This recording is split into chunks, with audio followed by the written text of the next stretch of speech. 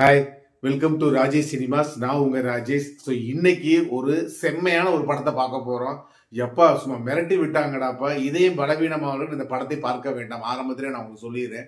அப்படி என்ன படம் அப்படின்னு சொல்லி கேட்டீங்க அப்படின்னா, 2009ல் ஒரு ரிலீஸ் ஆன தி லவ்டு ஒன்ஸ் அப்படிங்கிற படத்தை தான் நம்ம இன்னைக்கு பார்க்க போறோம். ஸோ இந்த படத்தோட கதை என்ன அப்படின்னு கேட்டீங்க அப்படின்னா, ஓப்பனிங் சீன்லேயே வந்து ஹீரோவும் அவரோட அப்பாவும் என்ன அப்படின்னா காரில் பயணம் செஞ்சுக்கிட்டு வந்துக்கிட்டு இருக்காங்க. அப்போ ரெண்டு பேர் ரொம்ப ஜாலியாக பேசிட்டு வந்துக்கிட்டு இருக்காங்க. அப்போ எகுத்த மாதிரி பார்த்தீங்க அப்படின்னா ஒரு ரத்த உருவத்தோட ஒருத்தன் வந்து நிற்கிற நட்ட நடு ரோட்டில். ஹீரோ என்ன பண்ணுறாரு, ஐயோ அவனை மோதிடுவோம் அப்படின்னு சொல்லி என்ன பண்ணுறாருன்னா கட் பண்ணி வண்டியை கொண்டு ஒரு மரத்தில் சாச்சிடுறாரு. அதுக்கப்புறம் 6 மாதத்துக்கு அப்புறம் கதை நகருது. அப்புறம் நமக்கு என்ன நடந்துச்சுங்கிறது தெரியல. இந்த 6 மாதத்துக்கு அப்புறம் ஹீரோ வந்து என்ன அப்படின்னா ஒரு காலேஜ் ஸ்டூடெண்ட்டாக வந்து இருக்காரு. இவருக்கு ஒரு லவ்வர்.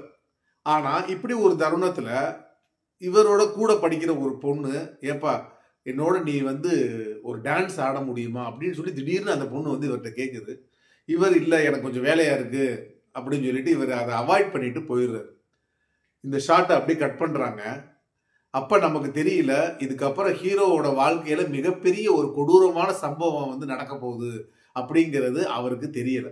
இதுக்கப்புறம் என்னென்னலாம் வந்து அவருக்கு நடந்துச்சு அப்படிங்கிறது தான் இந்த படத்தோட மொத்த கதையுமே.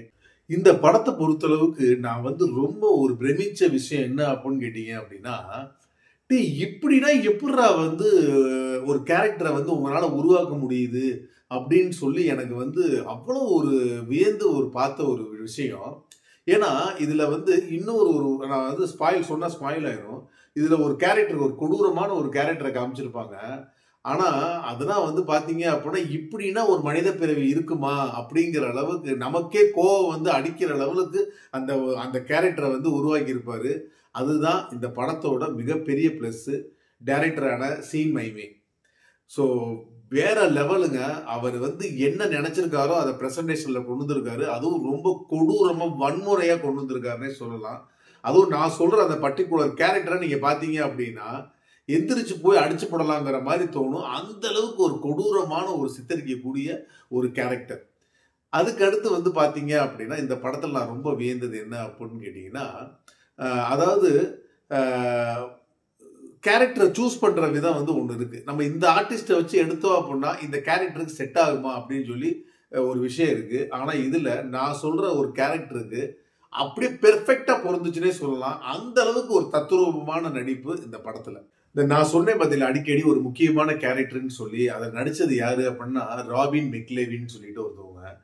சான்ஸே இல்லைங்க. அடாடாடா அப்படியே மிரட்டி விட்டுருப்பாப்புல.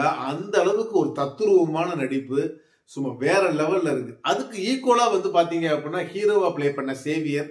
ஸோ அவருமே வந்து பாத்தீங்க அப்படின்னா ரொம்ப அருமையா பிளே பண்ணியிருக்காரு இந்த படத்துல.